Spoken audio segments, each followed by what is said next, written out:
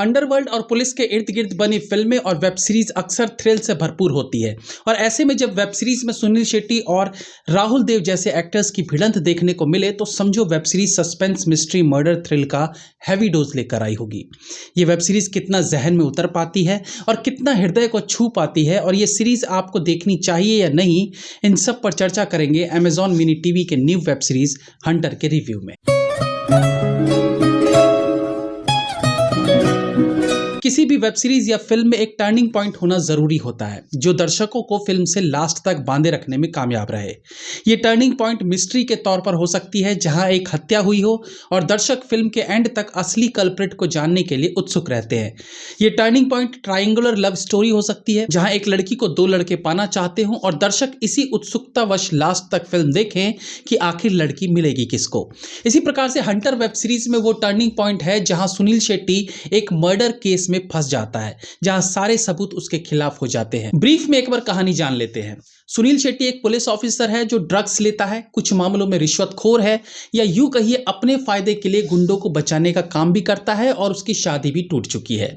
लेकिन कहीं ना कहीं उसके अंदर की इंसानियत जिंदा रहती है जिसके कारण जब वो एक गैंगस्टर को पुलिस से बचाता है और ये जानने के बाद कि उस गैंगस्टर ने भागने से पहले एक बच्ची को बेरहमी से मारा है तो वो खुद जाकर उसका काम तमाम कर देता है। अपनी ऑफिशियल ड्यूटी से अलग वो गुमशुदा लोगों को तलाशने का काम भी करता है और इसी कड़ी में जब उसे एक बूढ़ी औरत को ढूंढने का काम मिलता है तो वो पहले जाकर उससे मिलता है और उसके बाद उस औरत का बेरहमी से खून हो जाता है जिसका इल्जाम सुनील शेट्टी यानी विक्रम पर आ जाता है और फिर पूरी वेब सीरीज में वो अपनी बेगुनाही साबित करने के लिए हाथ पैर मारता है।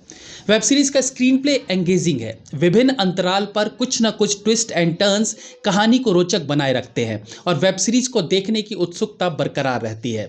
कुछ मौकों पर कहानी खिंची सी फील होती है लेकिन ये वेब सीरीज एक अच्छा अनुभव देने में कामयाब रहती है। फिल्म में सुनील शेट्टी के अलावा ईशा देओल, राहुल देव, करणवीर शर्मा, मीर सरवर और स्मिता जयकर जैसे एक्टर्स देखने को मिलते हैं।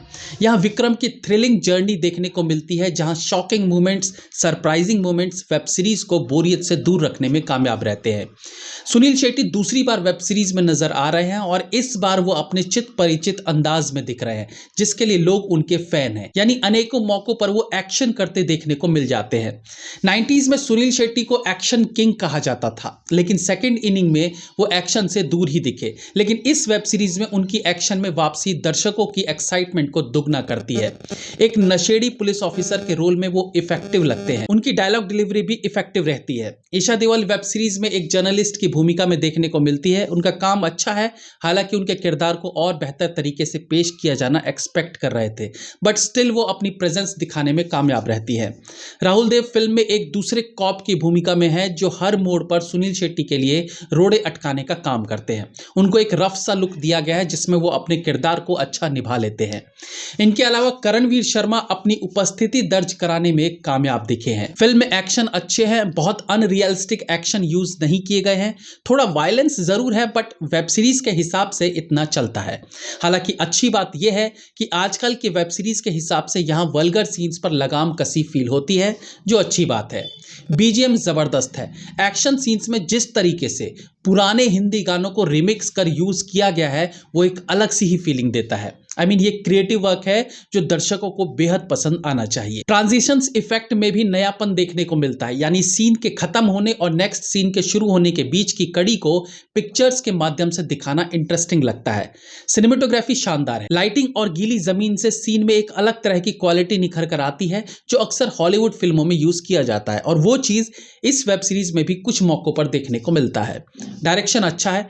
डायरेक्टर ने ऑलमोस्ट सभी डिपार्टमेंट्स में अपनी दखलंदाजी रखी है जो कि एक अच्छे डायरेक्टर की क्वालिटी होती है, जिसका मतलब है कि उसे बाकी के डिपार्टमेंट्स चाहे वो म्यूजिक हो, सिनेमेटोग्राफी हो, सबकी उनको नॉलेज है। तो आलोक बत्रा और प्रिंस धीमान ने डायरेक्शन की कमांड ठीक से संभाले रखी है। कुल 8 एपिसोड्स हैं जो 30 से 45 मिनट तक के हैं। तो अगर क्राइम थ्रिलर कहानियां आपको आकर्षित करती हैं तो ये आपके लिए मस्ट वॉच वेब सीरीज है जिसे आप अमेजॉन शॉपिंग ऐप के मिनी टीवी सेक्शन में फ्री में देख सकते हैं। मेरी तरफ से वेब सीरीज को 3 stars. Have a nice day.